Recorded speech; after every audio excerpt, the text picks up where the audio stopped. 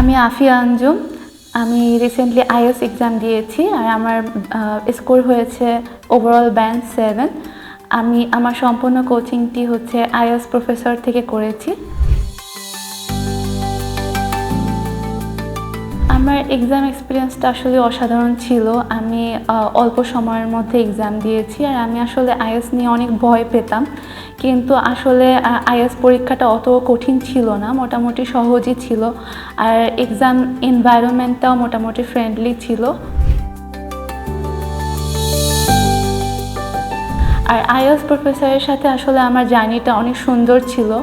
আমি আইএলটিএস দিতে চাইতাম না, আমি ভয় পাইতাম, বাট আসলে আইএলটিএস প্রফেসর থেকে সবাই আমাকে অনেক বেশি মোটিভেট করেছে, ইন্সপিরেশন দিয়েছে আর সবসময় অনেক বেশি হেল্প পেয়েছি আমি তাদের থেকে। তাদের ক্লাস তারপর হচ্ছে সব কিছু অনেক সুন্দর ছিল।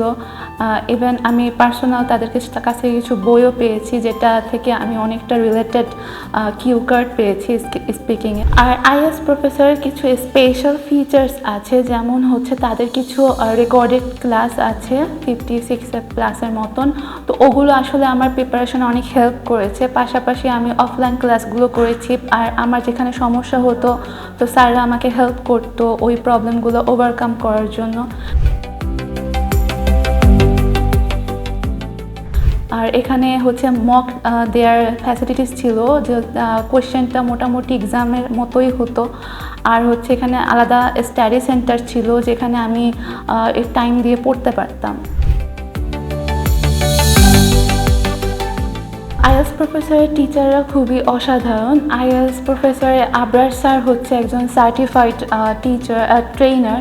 তো সে আমাকে অনেক হেল্প করেছে আর আমি পার্সোনালি তার থেকে আসলে অনেক ফিডব্যাক পেয়েছি। সে লাস্ট মোমেন্টে আমাকে অনেক টিপস অ্যান্ড ট্রিক্স দিয়েছে, যেগুলো আসলে আমাকে অনেক কাজে দিয়েছে।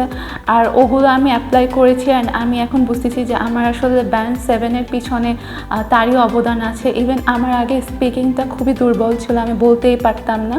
তো স্যার আমাকে অনেক হেল্প করাতে আমি স্পিকিংয়ে হচ্ছে ব্যান্ড 8 পেয়েছি। তো এই জন্য আমার এই স্কোরের পিছনে আসলে স্যারের অনেক বেশি অবদান রয়েছে। আমি মনে করি সবারই এখানে যারা আইএলটিএস দিতে চায় এবং ডিজায়ার্ড স্কোরটি উঠাতে চায়, তাদের আইএলটিএস প্রফেসর এখান থেকে কোচিং করা উচিত। কারণ হচ্ছে এরা এত বেশি হেল্পফুল আর ফ্রেন্ডলি, আর যতক্ষণ না আপনি এক্সামের জন্য প্রিপেয়ার হবেন এরা আপনাকে সাপোর্ট করেই যাবে আর ক্লাস করতেই পারবেন। তো এই জন্য আমি সবাইকে হচ্ছে আইএলটিএস প্রফেসরটা হচ্ছে রিকমেন্ড করব।